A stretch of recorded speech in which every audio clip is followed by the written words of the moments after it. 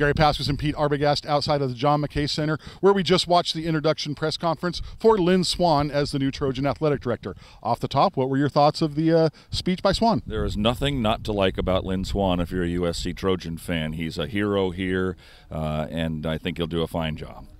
Max Nikias talked about some of the particulars, saying he was looking for a leader, not necessarily a manager. He said he had narrowed it down to 7 serious candidates, he said. But once he started looking at everything, he said Lynn Swann just kind of materialized into it. But this is a different role. You and I were kind of talking about, Arbo. It's very much a man out front of this department type of role. Yeah, and you want a guy that's got the background as a Trojan. So he's got that as a football player. He's got that as a broadcaster. He's well liked by the fans. He's well liked by the public, and I think there's no way to go wrong with that. Swann talked about, he goes, there's a lot of things in my life I've planned for. This was not necessarily one of them. But he said, when you look at my background and everything, I feel as though I'm very well prepared stepping into this role. Well, one of the most interesting things I thought he said is that people kept coming up to him and saying, hey, you should be the athletic director at USC. And he's going, yeah, okay, sure, right. But it ended up coming to fruition. And as a date got closer, I'm sure he heard that more and more. And he started thinking about it more and more. And as he started thinking about it, he realized that that probably wasn't a bad fit at all.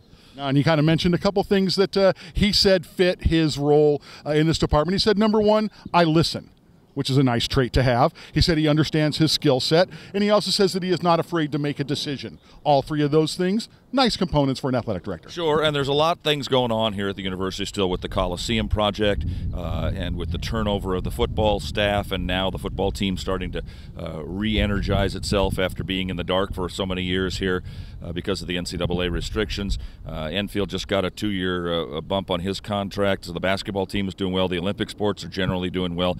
Pat leaves things in good shape for Lynn Swann to take over, but there's still some work to do, obviously. And he said Lynn did meet with Clay Helton already, and he was quick to point out, hey, football is the number 1 asset of this athletic department. There's no misconceptions about that. But then what I liked is that he did put so much focus on the kids, the student athletes of the university. He said he has 3 goals for them: to graduate, to win, and to experience college life, something he did all 3 of. Right, and I talked to Zach Banner, who said it was wonderful when he went over and spoke with the athletes before he actually spoke with the media and the rest of us and got some input from them onto what they need, and Zach said he's just the kind of guy they were looking for. Your favorite Lynn Swann memory as a player?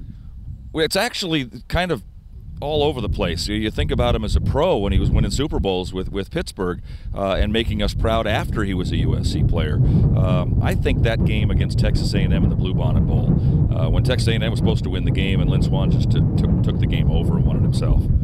Number 22 is back at John McKay Center. For Pete Arbogast, this is Gary Pasquez. We are SC.